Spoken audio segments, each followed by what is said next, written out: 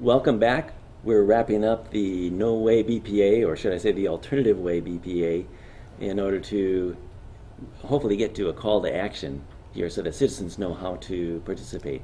I Before I forget, there is a website, That's right. nowayBPA.com. Is that right? That's right. That's N-O. NOWAYBPA.com. That's our main website, and that website will link you to Citizens Against the Towers.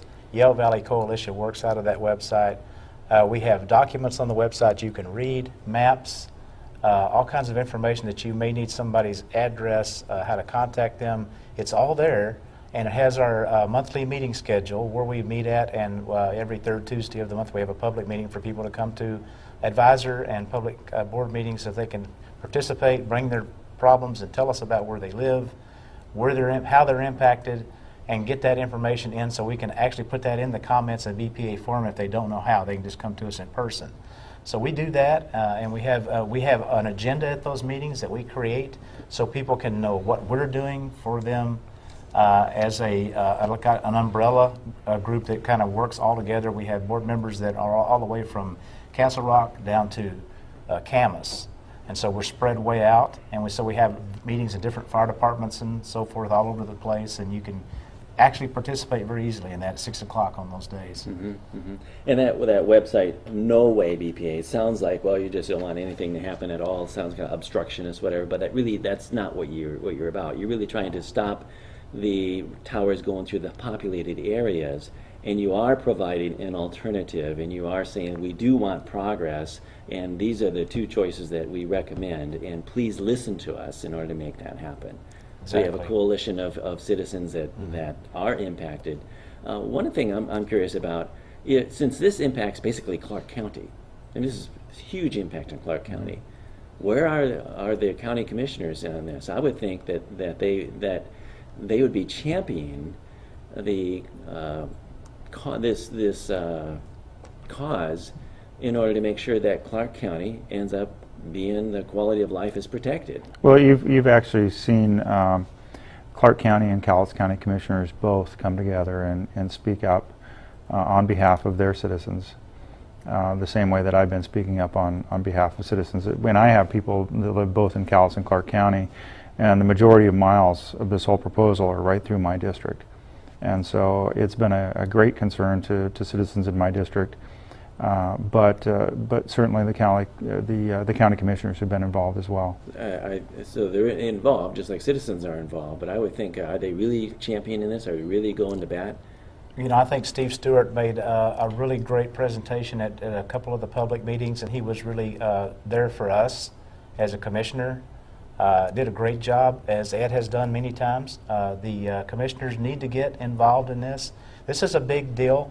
It covers a lot of property and people, and it's right through the heart of the Vancouver. Sure. You'll notice that when BPA refers to this as near Vancouver and near Camas, that's not true.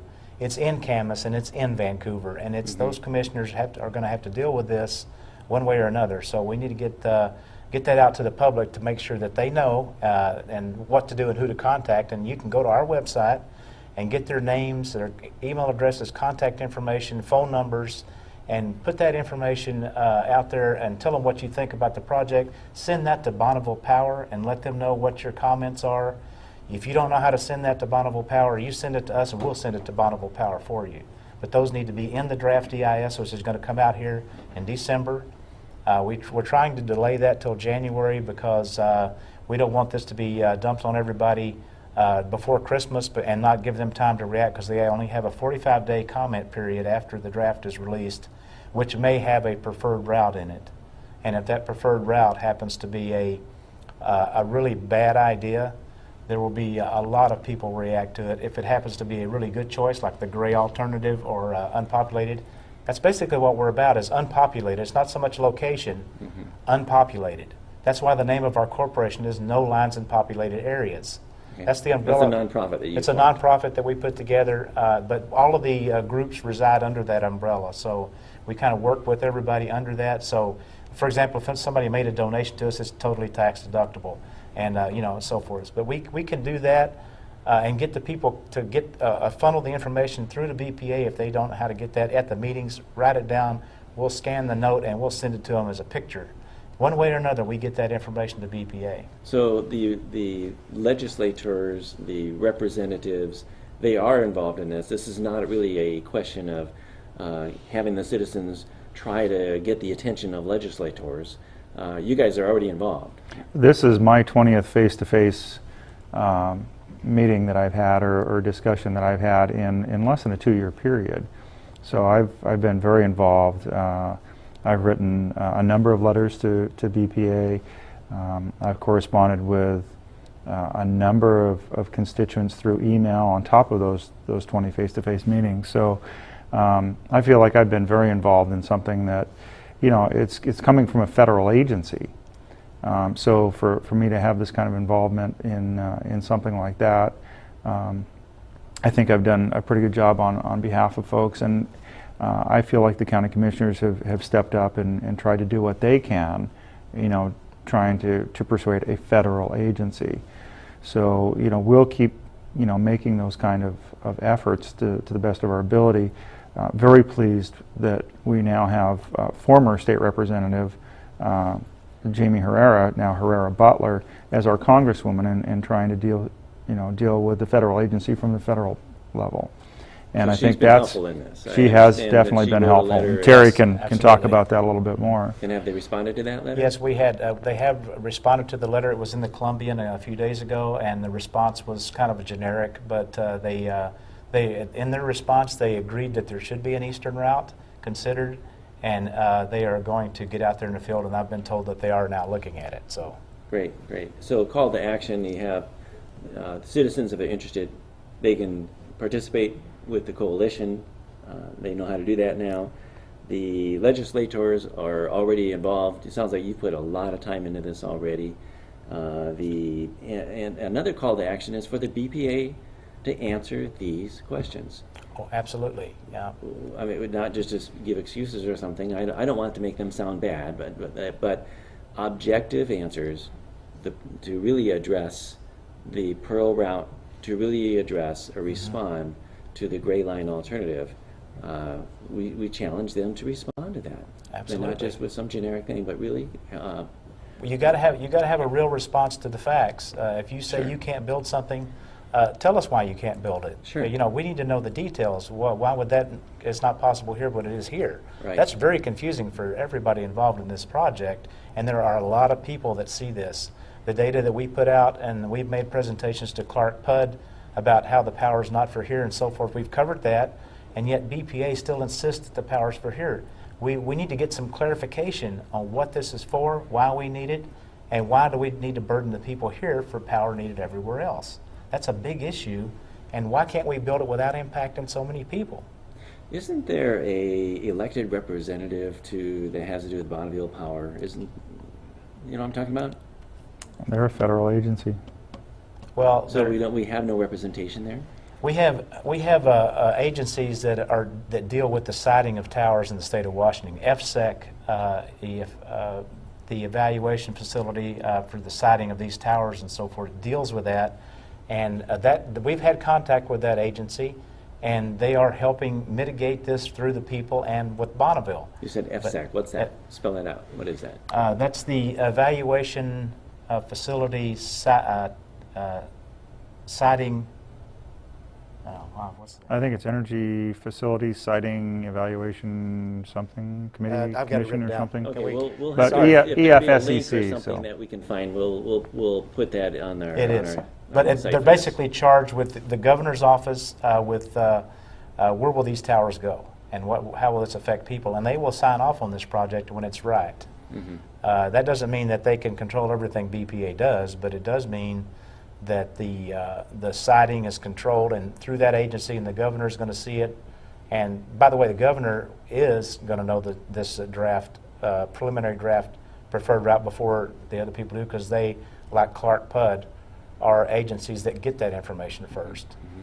So that's something that does control what happens in the state of Washington. Has our governor taken any position? Has the governor been helpful to the citizens on this issue? We would love to see a letter from the governor saying that she supports an unpopulated route. It would be nice to see that. Haven't seen those words exactly. It would be something that we would really appreciate her just sending that to BPA as a comment, similar to what the Congresswoman has done, and that would add a lot of pressure to BPA to do the thing for the people's interest. So maybe that's one of our calls to action then, is to contact the governor. Sure. And also we have a governor race coming up here in 2012. We already have candidates that have signed up here that are saying, hey, elect me for governor, and this be an issue that's important to our area, governor being statewide, but knowing that the authority of the governor carries some weight. No, the governor doesn't have authority over the BPA, any federal agency, but just like Jamie Herrera's letter had an impact, caused them to listen, it's smart for those guys to respond to the representatives of the people. Right. That matters. That's something that's important. Rob McKenna being one of the candidates, the obvious candidate that's declared candidacy for the governor, we ought to ask him, will you support the citizens on this issue? Exactly. We, as that kind of a group, and the groups we're in, we're limited on how much contact we can have when people are running for public office. Once they're elected, we can have all the contact in the world. But as they're running, we're kind of limited. But all of the people that are involved can contact them at any time. And that's a very important thing to do, to get the people that are running for office and see where they stand on the issue.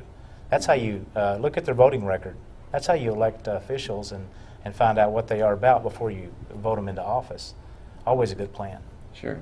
So we have a number of city council positions that are up for election now, and I assume this is much bigger than cities, but there are cities on these maps, the routes on these maps that do impact these cities. So even those candidates, it'd be interesting to know where these candidates stand. Oh, absolutely.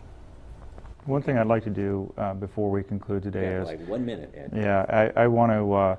as much time as I and other elected officials have put into this, I think it's really important that we recognize the work that the private citizens have done. You know, Terry and people like Ernest Sorensen and Cheryl Brantley have really dived in to this issue, and they've done a lot of research, and a lot of the information I'm getting is from research that they're actually doing. And so we really need to commend these folks for diving into this and digging in and getting to the bottom of the issue, and bringing that out to the public, Sure. and for their diligence in doing so, and for proposing a legitimate alternative. Yes. Our message has always been the same. We've never Sure. changed our message, and it's the name of our corporation, No Lines in Populated Areas, and that's what we'll stay with. That's what Great. it's always going to be. And Ed, I want to thank you very much for all the time you've placed on this and the effort you've put in. Thank you for doing your job as best you can. And Terry, thank you. You're volunteering your time to do this, and you have put in countless hours in order to help make our county a better place, and certainly don't let it be degraded. Thank you very much, and for all the citizens that you represent. Thank you. Appreciate that. Okay, we'll wrap it up with that. Okay.